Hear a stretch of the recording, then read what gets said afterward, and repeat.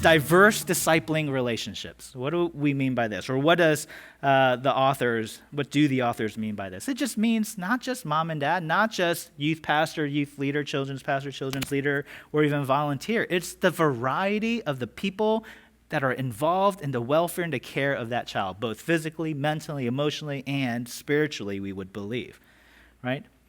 And I'll just make this added note here. When we talk about discipleship, I don't want us to be satisfied with first and second generation disciples, meaning you yourself are discipling someone or training someone up. Like our goal, I believe, as Christians is to see, because this is why we're here today, the people that we disciple have discipled others, and those people have discipled more, and those people have discipled more, right? So a part of what we're hoping for with family ministry at Perimeter is that we're not just helping our current generation of parents be spiritual formers of their children in their homes, but we want that model to exist so that when their children grow up to have their own kids, that they're doing the same thing, right? And then that their children, when they have kids, are doing the same thing. It's this perpetuation of ministry, of spiritual formation, which we would call discipleship.